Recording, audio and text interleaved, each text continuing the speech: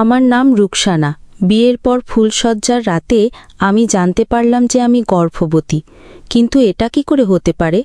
কারণ বিয়ের আগে আমি কোনো অপরিচিত পুরুষের সঙ্গে সম্পর্ক স্থাপন করা তো দূরের কথা, কোনো অচেনা যুবকের সাথে কথা বলতেও আমার ভয় লাগত। আমার জীবনের এই অবিশ্বাস্য কাহিনী শুনলে আপনাদেরও চোখে জল চলে আসবে।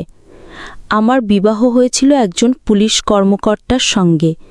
ফুলশয্যার রাতে আমি যখন মাথায় ঘোমটা টেনে মনে অনেক স্বপ্ন নিয়ে আমার সাহসী পুলিশ স্বামীর জন্য অপেক্ষা করছিলাম, তার কিছুক্ষণ পরেই আমার স্বামী ঘরের ভেতরে প্রবেশ করে দরজাটা ভেতর থেকে আটকে দিলেন এবং আমার কাছে এসে অত্যন্ত ভালোবাসার সাথে বললেন, রুকসানা, আজ আমাদের প্রথম রাত, তাই আমি এই রাতটিকে চিরস্মরণীয় করে রাখতে চাই। আর সেই কারণে আমি প্রথমে তোমাকে একটি উপহার দিয়ে খুশি করতে চাই। এই বলে আমার পুলিশ স্বামী যখন আমার হাতে একটি চমৎকার সোনার আংটি উপহার হিসাবে তুলে দিয়েছিলেন, তখন আমি অত্যন্ত আনন্দিত হয়েছিলাম। তারপর আমার স্বামী আমার মুখের ঘোমটা সরিয়ে আমার দিকে তাকিয়ে বললেন, মাশাআল্লাহ রুকসানা, তোমাকে আজ অপূর্ব সুন্দর লাগছে। আমার স্বামী আমার রূপের অনেক প্রশংসা করেছিলেন। তার কথা শুনে আমি আনন্দে ও লজ্জায় লাল হয়ে গিয়েছিলাম। এমনকি আমিও তার ভালোবাসা পাওয়ার জন্যে খুব অধীর ছিলাম। এরপর আমার পুলিশ স্বামী যখন গভীর ভালোবাসায় আমার কাছে এগিয়ে আসেন, ঠিক তখনই আমার সাথে এমন এক অঘটন ঘটে যা আমার গোটা জীবনটাই ওলটপালট করে দেয়। আসলে ফুলশয্যার রাতে আমার স্বামী যখন আমাকে আদর করার জন্য ভালোবেসে কাছে আসেন, ঠিক সেই মুহূর্তে আমি জ্ঞান হারিয়ে ফেলি। আমাকে অজ্ঞান হতে দেখে আমার স্বামী তো ভীষণ ঘাবড়ে গিয়েছিলেন। তিনি প্রথমে আমার মুখে পানি ছিটিয়ে আমাকে জাগানোর অনেক চেষ্টা করেছিলেন। তারপরেও যখন আমার জ্ঞান ফিরছিল না, তখন তিনি বাধ্য হয়ে বাড়িতে একজন ডাক্তারকে ডেকে আনেন। ডাক্তার আমার স্বাস্থ্য পরীক্ষা করার পর যা বলেছিলেন তা শুনে আমি এবং আমার শ্বশুরবাড়ির সবাই অত্যন্ত অবাক হয়ে গিয়েছিলাম। কারণ ডাক্তার বলেছিলেন যে আমি নাকি গর্ভবতী। কিন্তু এটা কি করে সম্ভব? ডাক্তারের কথা শুনে আমি তো হতভম্ব হয়ে গিয়েছিলাম। তারপর ডাক্তারের কথা শুনে আমার শ্বশুরবাড়ির লোকজন আমার চরিত্রের উপর কলঙ্ক লেপন করতে শুরু করেছিল। আসলে আমরা 3 বোন ছিলাম এবং আমি পরিবারের বড় মেয়ে। আমি খুবই লাজুক প্রকৃতির একটি মেয়ে ছিলাম। কলেজের পড়াশোনা শেষ করার পর আমার বাবা আসিফ নামের একটি ছেলের সঙ্গে আমার বিয়ে ঠিক করেছিলেন। আমার হবু স্বামী পেশায় একজন পুলিশ অফিসার ছিলেন। আমার হবু স্বামী আসিফের সরকারি চাকরি দেখেই আমার বাবা তাকে আমার জন্য নির্বাচন করেছিলেন। আমাদের বিয়ের আলোচনার সময় আমার হবু স্বামী স্পষ্ট করে দিয়েছিলেন যে তিনি বিয়েতে কোনো প্রকার যৌতুক নেবেন না। এই বিয়েটা আমাদের এক দূর সম্পর্কের আত্মীয়া ঠিক করেছিলেন। বিয়ে চূড়ান্ত হওয়ার আগে সেই আত্মীয়া আমার অভিভাবকদের বলেছিলেন যে ছেলেপক্ষ খুবই ভালো মানুষ। বিশেষ করে আমার হবু শাশুড়ির ব্যাপারে তিনি বলেছিলেন যে উনি কোনো যৌতুক নেবেন না এবং আমাকে কেবল 2 জোড়া পোশাকেই তার বাড়িতে নিয়ে যাবেন। এরপর আমার বিয়ে পাকা হয়ে যাওয়ার পর আমার শ্বশুরবাড়ির লোকজন যখন বিয়ের তারিখ চূড়ান্ত করতে এসেছিল, সেদিন আমার শাশুড়ি আমার বাবা মাকে একান্তে ডেকে নিয়ে গিয়ে বলেছিলেন যে তিনি কেবল 2 জোড়া পোশাকেই আমাকে নিয়ে যাবেন। কিন্তু সেই মুহূর্তে আমার বাবা মা তার কথার আসল অর্থ বুঝতে পারেননি। আসলে তিনি সবকিছুই দ্বিগুণ পরিমাণে চেয়েছিলেন, আর সেই কারণেই তিনি বারবার 2 জোড়া পোশাকের কথা বলছিলেন। সেদিন আমার শাশুড়ি আমার বাবা মাকে বলেছিলেন যেহেতু বিয়েটা পাকা হয়েই গেছে, তাই তিনি 10 ভরি গয়না এবং বাড়ির জন্য যাবতীয় আসবাবপত্র নেবেন। শুধু তাই নয়, তিনি নগদ 4 লক্ষ টাকাও দাবি করেছিলেন। এমনকি তিনি এই কথাগুলো আসিফকে জানাতে নিষেধ করেছিলেন এবং আমার বাবা মাকে হুমকি দিয়েছিলেন যে আসিফকে এই বিষয়ে কিছু বললে তিনি এই বিয়ে ভেঙে দেবেন। প্রথমে আমার অভিভাবকরা বুঝতেই পারেননি যে আমার শাশুড়ি এতটা লোভী একজন মহিলা ছিলেন, কারণ আমার সেই আত্মীয়া তো তাদের অনেক প্রশংসা করেছিলেন। কিন্তু বিয়ে পাকা হয়ে যাওয়ার পর আমার বাবার আর পিছিয়ে আসার কোনো উপায় ছিল না, কারণ আমাদের যখন থেকে দেখাশোনা পর্ব শুরু হয়েছিল তারপর থেকেই আসিফ প্রায় প্রতিদিন আমাদের সকলের সাথে দেখা করতে আসতো এবং সে সত্যিই একজন অত্যন্ত ভালো মানুষ ছিল। সে তো এই বিষয়ে কিছুই জানত না যে তার মা গোপনে আমার বাবার কাছে এত বিশাল অঙ্কের যৌতুক দাবি করেছে। এদিকে আসিফ যেদিন প্রথম আমাকে দেখতে এসেছিল সেদিনই সে আমাকে পছন্দ করে ফেলেছিল। আসলে আমি তখন 23 বছরের এক অত্যন্ত সুন্দরী তরুণী ছিলাম। তারপর সে প্রায় প্রতিদিনই আমাকে দেখার অজুহাতে আমাদের বাড়িতে আসতো এবং তার সঙ্গে আমাদের এত সুন্দর একটা সম্পর্ক গড়ে উঠেছিল যে আমার বাবা মনে মনে স্থির করেই নিয়েছিলেন যে যাই হয়ে যাক না কেন আমার বিয়ে আসিফের সাথেই দেবেন। এদিকে আমার হবু শাশুড়ি যে গোপনে আমার বাবার কাছে এত যৌতুক চেয়েছিলেন সেটা আমরা কেউই জানতাম না। তারপর ধীরে ধীরে যখন আমার বিয়ের দিন ঘনিয়ে এলো তখন গায়ে হলুদের অনুষ্ঠানে আসিফের বাড়ি থেকে সবাই আমাদের বাড়িতে এসেছিল। তার মা, চাচি, খালা এবং আসিফ নিজেও এসেছিল। সে তো সবসময় আমার সঙ্গে দেখা করার ও কথা বলার সুযোগ খুঁজত। গায়ে হলুদের দিন তাদের পক্ষ থেকে আমার জন্য পোশাক, কিছু গয়না এবং গায়ে মাখানোর হলুদ নিয়ে আমাদের বাড়িতেই আগমন করেছিল। দেখতে দেখতে আমার বিয়ের দিন চলে এলো। একদিকে তো আমি খুবই আনন্দিত ছিলাম এটা ভেবে যে আমি এত ভালো একজন মানুষকে আমার জীবনে পেতে চলেছি।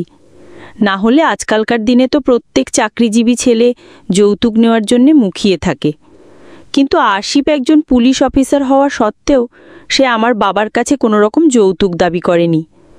এই বিষয়ে সে নিজেই আমার বাবাকে বলেছিল, আপনার মেয়েকে আমার অর্ধাঙ্গিনী হিসেবে নিজের ঘরে নিয়ে যাব, এটাই অনেক বড় প্রাপ্তি।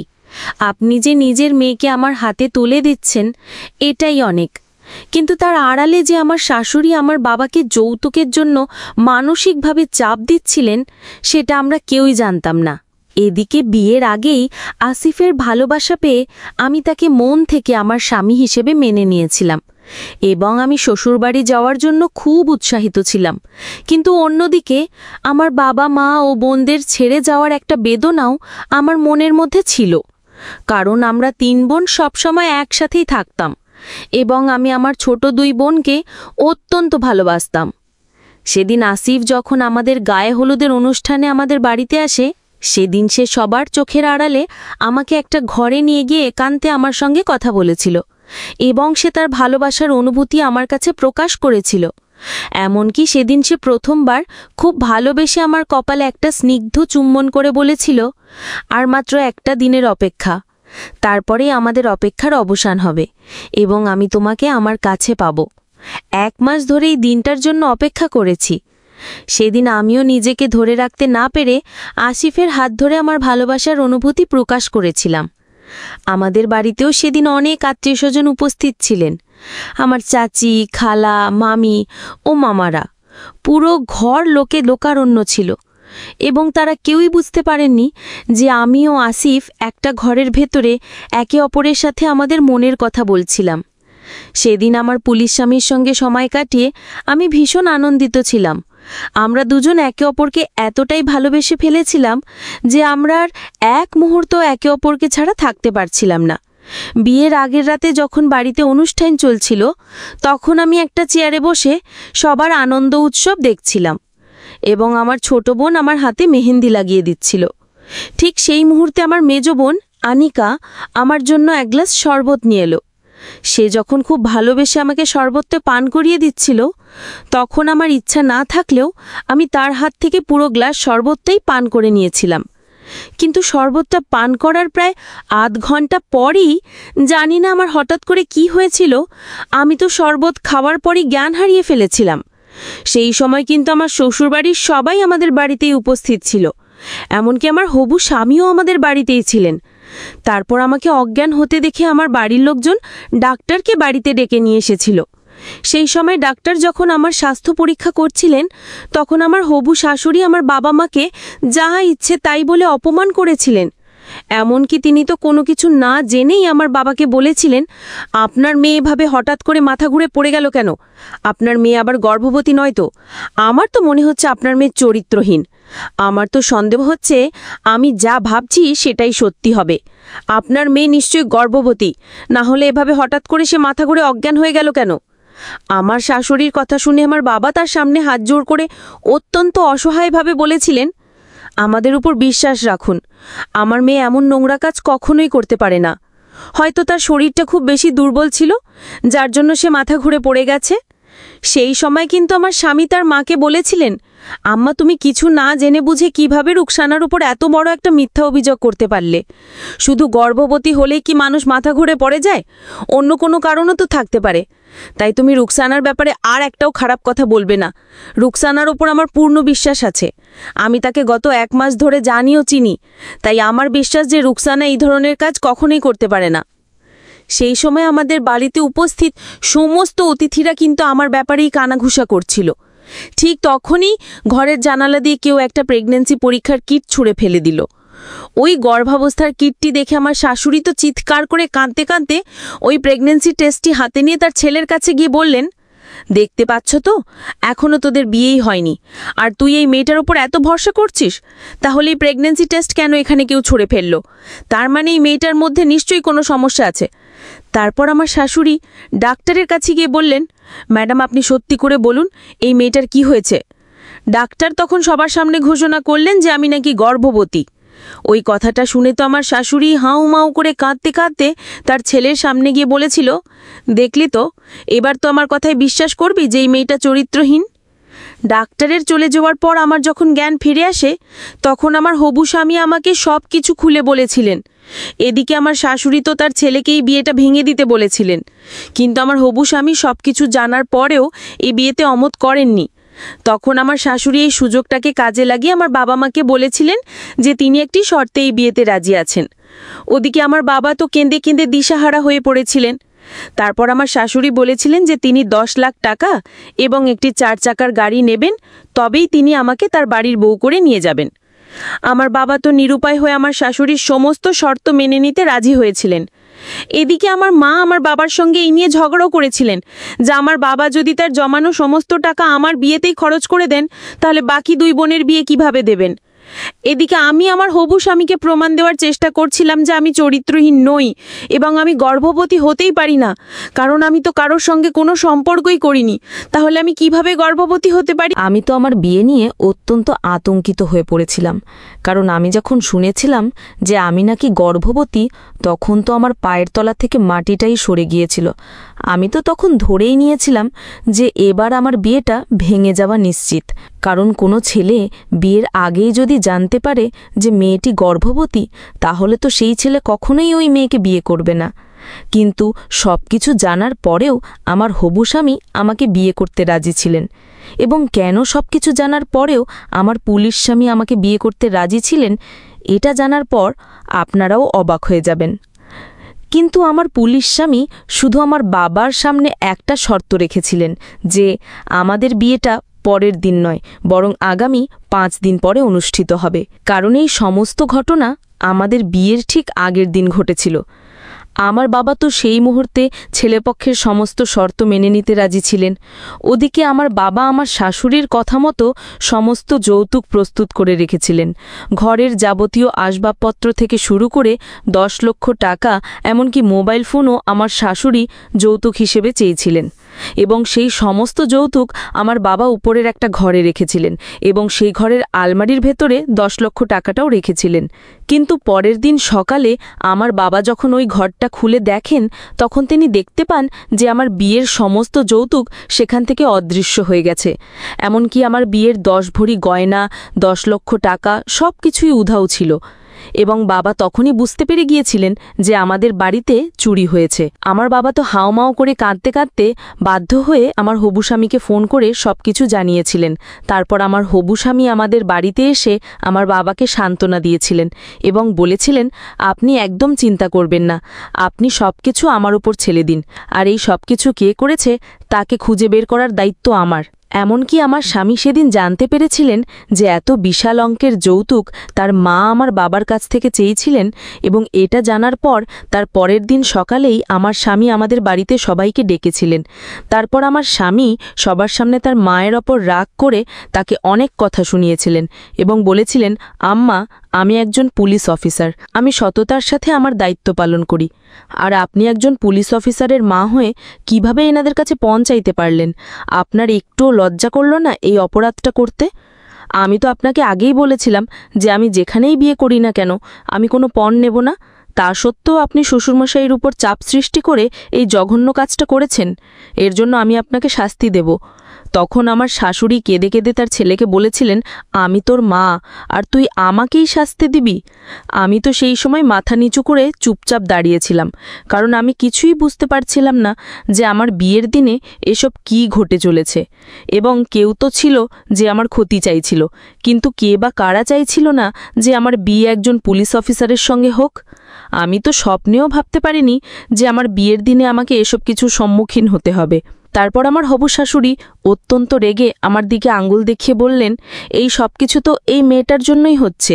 এই মেয়েটা যখন থেকে আমাদের জীবনে এসেছে তখন থেকে একটার পর একটা অঘটন ঘটেই চলেছে। ওদিকে আমার বাবা তো মাথায় হাত দিয়ে বসে পড়েছিলেন, তার তো কথা বলার মতো অবস্থাই ছিল না। তারপর আমার হবু স্বামী তার মাকে চিৎকার করে বললেন, আম্মা, অনেক হয়েছে, আপনি এবার চুপ করুন, কারণ আপনি আসল সত্যিটা জানেন না। সত্যিটা শুধুমাত্র আমিও রুকসানা জানি। তারপর আমার স্বামী ওখানে উপস্থিত থাকা কবির নামের ছেলেটির কলার ধরে বলেছিলেন, এবার তুই সত্যি কথা বল, না হলে কিন্তু পরিণতি খুব খারাপ হবে। আসলে কবির আমাদের গ্রামেই থাকত, এবং কবিরের সঙ্গে আমার মেজ বোন আনিকার খুব ভালো বন্ধুত্ব ছিল। আসলে তারা দুজনে একসঙ্গে কলেজে যেত। আমরা তো এটাই ভাবতাম যে তাদের দুজনের মধ্যে খুব ভালো বন্ধুত্ব রয়েছে, কিন্তু আমরা কেউই এটা জানতাম না যে কবির ও আনিকা একে অপরকে খুব ভালোবাসত, এবং আনিকা শুধুমাত্র নিজের স্বার্থের কথা ভেবে আমাকে এতটা কলঙ্কিত করেছিল। আমার মেহেদির দিনে যখন আনিকা আমাকে ভালোবেসে শরবত খাইয়েছিল, তখন আমি জানতেই পারিনি যে ওই শরবতের মধ্যে আনিকা কিছু একটা মিশিয়ে দিয়েছিল, যেটা খেয়ে আমি অজ্ঞান হয়ে গিয়েছিলাম। তারপর যেই ডাক্তারটা আমাদের বাড়িতে এসেছিলেন, সেই ডাক্তারকে কবির ঘুষ দিয়ে বলেছিল যাতে ওই ডাক্তার আমাদের বাড়ির লোককে মিথ্যে কথা বলে যে আমি গর্ভবতী, এবং এই সব কিছু আমার পুলিশ স্বামী তদন্ত করার পর জানতে পেরেছিলেন। এমনকি আমার স্বামী আমাকে চুপচাপ হাসপাতালেও নিয়ে গিয়েছিলেন সোনোগ্রাফি করার জন্য, কারণ আমি আমার হবু স্বামীকে বলেছিলাম যে আমি সোনোগ্রাফি করতে চাই, কারণ আমি খুব ভালোভাবেই জানতাম যে আমি গর্ভবতী হতেই পারি না। তাই সোনোগ্রাফি করে রিপোর্টটা দেখার পর আমার স্বামী আমাকে বলেছিলেন, এই সব কিছু যে করেছে তাকে আমি খুব শিগগিরই তোমাদের চোখের সামনে নিয়ে আসব এবং শাস্তিও দেব। তারপর সেদিন আনিকা বাধ্য হয়ে নিজের মুখে স্বীকার করেছিল যে সে নাকি আমার প্রতি ঈর্ষান্বিত হয়ে আমার সঙ্গে এমনটা করেছিল। আসলে আমার মেজ বোন আনিকা ও ছোট বোন সামিরা তারা আমার সৎ বোন ছিল, কারণ আমার মায়ের মৃত্যুর পর বাবা দ্বিতীয় বিয়ে করেছিলেন। এমন নয় যে আমার সৎমা আমাকে ভালোবাসতেন না, তিনি আমাকে ভালোবাসতেন, কিন্তু আমার বিয়ের সময় বাবা যখন সবকিছু আমাকেই দিতে শুরু করেছিলেন, তখন আমার মেজ বোন ঈর্ষায় জ্বলে এই কাণ্ড ঘটিয়েছিল, এবং সে চোখে মুখে তীব্র ক্রোধ নিয়ে আমাকে বলেছিল, রুকসানা আপু, বাবা যদি তোমার বিয়েতেই সবকিছু খরচ করে দেয় তাহলে আমাদের বিয়ের সময় কি হবে? তাই আমি ও কবির মিলে তোমার এই বিয়েটা ভেঙে দিতে চেয়েছিলাম। কারণ তোমার শাশুড়ি কিভাবে আমার বাবাকে চাপ দিয়ে যৌতুক চেয়েছিলেন তার সব কথা আমি শুনতে পেয়েছিলাম। এই কারণেই তোমার বিয়ের সমস্ত যৌতুক আমি ও কবির রাতের বেলা চুরি করেছিলাম। সেদিন সবকিছু জানার পর আমার স্বামী আমার বাবাকে বলেছিলেন, যৌতুক নেওয়া যেমন অপরাধ, যৌতুক দেওয়াও তেমন অপরাধ, তাই এর জন্য আপনিও শাস্তি পাবেন। তারপর সেদিন আমার পুলিশ স্বামী আমার বাবার সেই 10 লক্ষ টাকাটা বাবার হাতেই আবার ফিরিয়ে দিয়েছিলেন, এবং সবার সামনে আমাকে কবুল বলে শ্বশুরবাড়ি নিয়ে এসেছিলেন, এবং চুরি করার অপরাধে আমার বোন ও কবিরকে শাস্তি দিয়েছিলেন। আমি তো জানতামই না যে আমার বিয়ের জন্য আমার বাবা এত বিশাল অঙ্কের যৌতুক দিতে রাজি হয়েছিলেন। যদি জানতাম তাহলে আমি বাবাকে অবশ্যই নিষেধ করতাম। এখন আমি আমার স্বামীর সঙ্গে অনেক সুখে আছি। আমার পুলিশ স্বামী যেমন দয়ালু, ঠিক তেমনি অনেক সাহসী, দায়িত্বশীল এবং অত্যন্ত সৎ। আমার স্বামী তার কাজের প্রতি এতটাই নিষ্ঠাবান ছিলেন যে তিনি তার মাকেও শাস্তি দিতে ছাড়েননি। আমি আমার জীবনে এমন একজন পুরুষকে পেয়ে অনেক খুশি। আমার স্বামী আমাকে ভীষণ ভালোবাসেন এবং আমার বাবা মায়েরও অনেক খেয়াল রাখেন। সেদিনের পর থেকে আমার শাশুড়ি মা আর কোনো দিন আমার বাবার কাছে কোনো কিছু দাবি করেননি। বন্ধুরা, আজকের গল্পটি এখানেই শেষ করছি। গল্পটিতে কোনো ভুল ত্রুটি থাকলেই ক্ষমা করে দেবেন। গল্পটি ভালো লাগলে অবশ্যই লাইক, শেয়ার এবং সাবস্ক্রাইব করতে ভুলবেন না। ধন্যবাদ।